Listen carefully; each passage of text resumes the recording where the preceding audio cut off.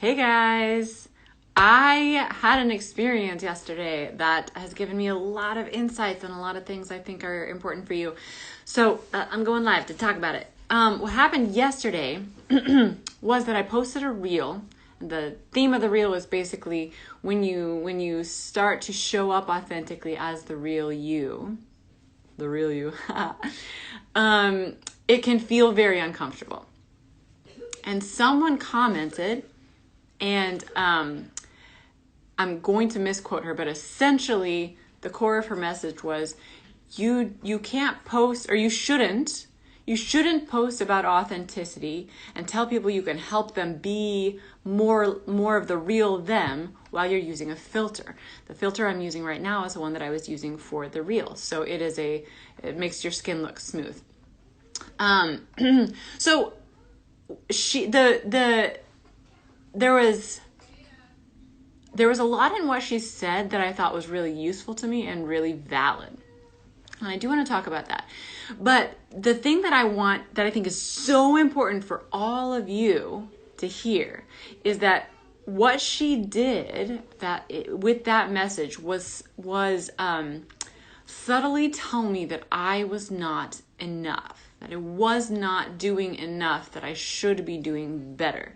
And there were a bunch of inherent ideas that I want to dispel for all of you, because as you step into the next version of yourself, as you become, as you pursue the goals that you have for yourself, as you attempt to spread the message of Christ to others, as you attempt to love your family more and do the things that you want to do, there will be people who who slide ideas like this under the door and make it very, very difficult for you to keep going. So here's some of the things that I want to make sure you're very clear on, because there will be people who say you're not doing enough, you're not doing it right. The first thing is, this is not a pass fail. Life is not a pass fail. You are not either or, any adjective you can think of. So in this case, it wasn't like she was saying you're not being authentic, right? If you were authentic, you would not be using a filter that made your face look smoother. Okay? I absolutely was being authentic. Was I being 100% authentic? No, absolutely not. You didn't see exactly what I looked like. Although there are, we could go, that's a rabbit hole that we could go down. But was I being the real me? Yeah, I'm showing up on Instagram. I'm showing up when I'm tired. Or depressed. I'm talking about how life is not, roses being me, but it's still wonderful, doing that, if you compare what I'm doing now in my life to me, 5 years ago, even 6 months ago, I'm being wildly more authentic to myself.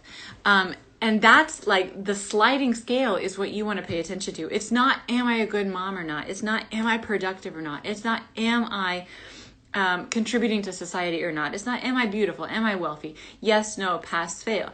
This comment indicated that it was 100% or none, right? You either show up not caring what anybody thinks, or you're not being authentic. And that is damaging, because it makes me, and I know you guys with the goals that you have, it makes you feel like, why even start? Because I'm not going to be able to knock it out of the park the first time.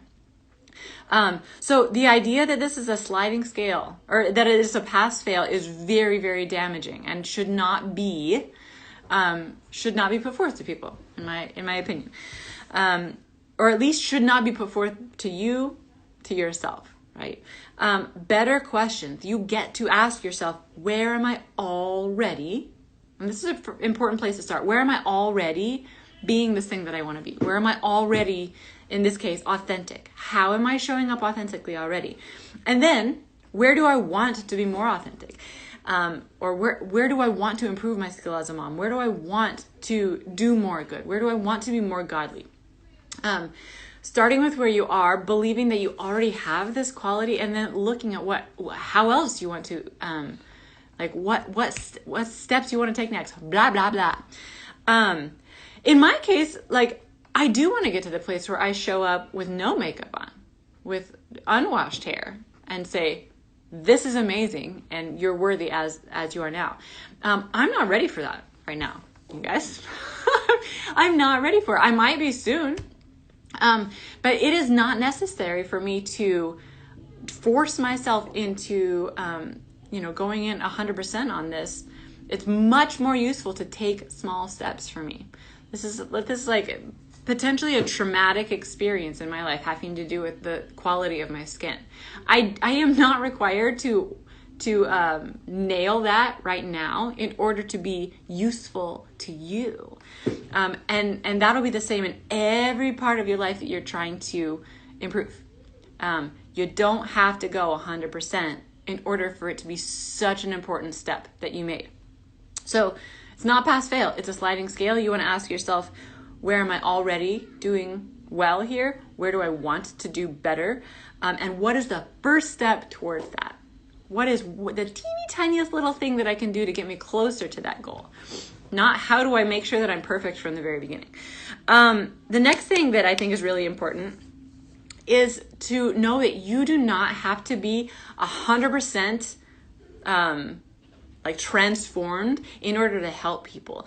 Some of you guys think that until you don't sin anymore, you're not able to help another Christian, or until you never yell at your children, you can't be someone who can help another parent, or until you XYZ, you can't help. So you're waiting to put yourself out there. You're waiting to help until you finally, become perfect at it, right? This is ridiculous. All you need in order to help somebody else, in order to be a huge change for good in the world, is to be one step further than somebody else. Where are you one step further? Your life experience has made you an expert at certain things. There are other people who haven't had the same experiences. They are not experts at those things. You can help them. You can help them right now if you don't believe that there's some kind of a perfection that you need to reach in order to qualify as someone who can help. So I can be someone who wears makeup and a filter and still help somebody else become more authentic, because some people are not showing their face on their coaching profile. They're showing graphics because they're so terrified of even just being there. Some people are not going into the world with a message, right? Some people are not talking about Jesus. That's hard, and I can help people do that. So the point of this is you looking at where you're one step ahead of somebody, that will show you how you can be of so much value. And you can start doing that right now. You do not have to be a perfect example of what you're trying to do. What is my next point? Oh, this is kind of a side note, but being yourself, being authentic in this case is not my ultimate goal.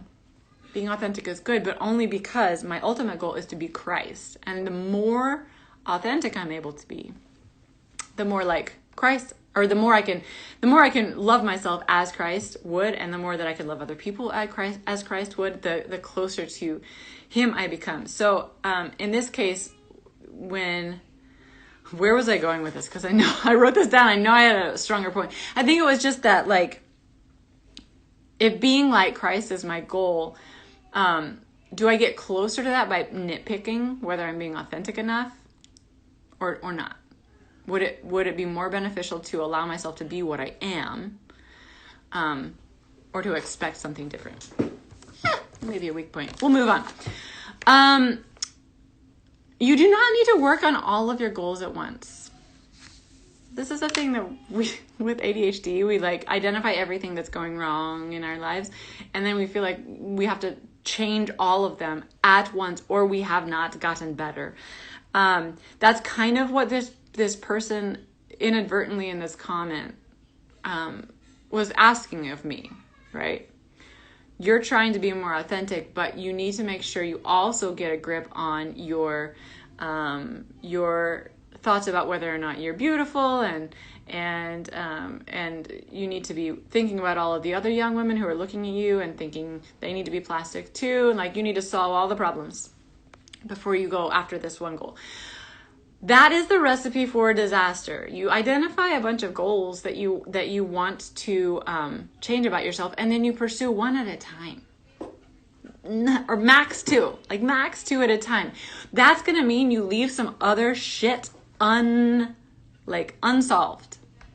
Some other challenges what word do I want here? Unlooked at. Like,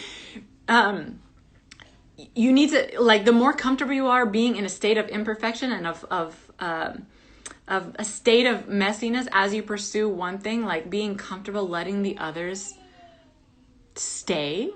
Like, I don't have to pause my life to go get therapy on what I look like in order to do good in the world, right? I can work on something else. In this case, just, stepping out there in the ways that I'm already stepping out there.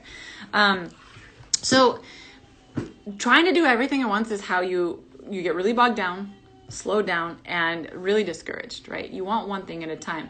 It's okay to do that one thing. Other people are going to think that you picked the wrong thing, right? 100%. Somebody is going to go, you should have done this first. Your job is to believe that you've chosen the right thing, or that, this is even better, that there is no right thing, that the thing that is right is the one that you choose and you go after. Because working on one thing improves all the other things. It really does. I can vouch for that. I think this matters too. Like, those are my points from the exchange. I do want to be really clear that I don't feel like this woman was being a hater. I think she identified something she saw as an untruth or a wrongness in the world, and she attempted to correct that.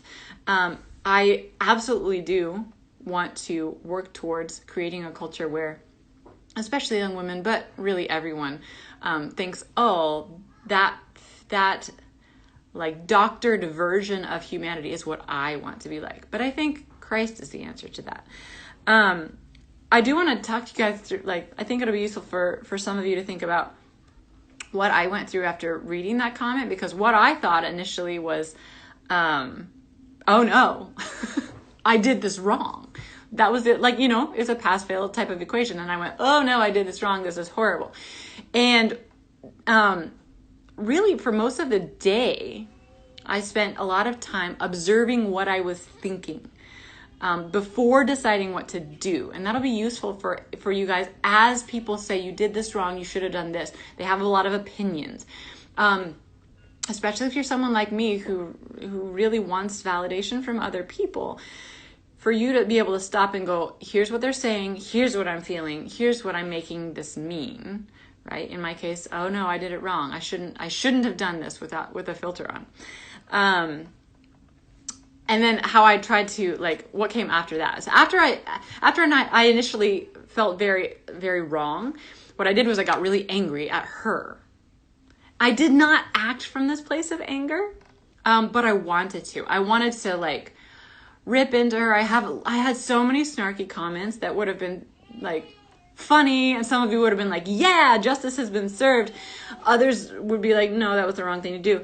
I knew that I did not want to respond with anything that was like, yeah, well, here's what you're doing wrong.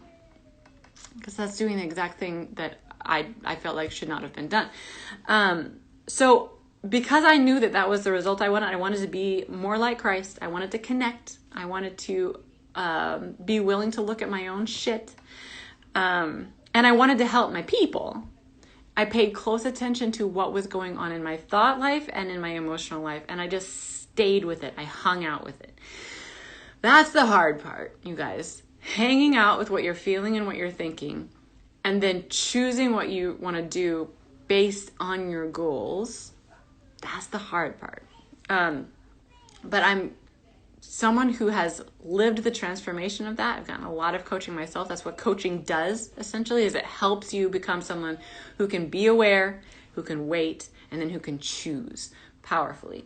So what I chose to do powerfully was to respond in a way that I felt somebody reading those comments, one of my people reading those comments could really benefit from that and would be empowered to go be more authentic. Like, I think it would be, one of my options was just to delete the comment or not pay attention to her. But number one, she had a point that I want to focus, like, I want to integrate. And number two, like, it'd be really useful for somebody to be able to see that and then go, oh, here's what this woman is missing. So I decided to comment based on that. I decided not to throw any shade at her, because my anger is coming from me. Right? She did not hurt me. I had thoughts about myself being wrong that were very vulnerable. Yeah, I think that's what I want to tell you guys. Thanks for hanging out, you guys that hung with me on this. My challenge to you is to see, like, where in your life are you making something a pass fail? Where are you making it I have to be an expert or perfect before I can do the work that I'm called to be doing? Ask yourself that, and see about giving yourself some grace there, that you are allowed to be the messy person that you are. And that's enough. Like, that's enough to do dramatically beautiful things in the world. So go do them. Go do them. Mwah.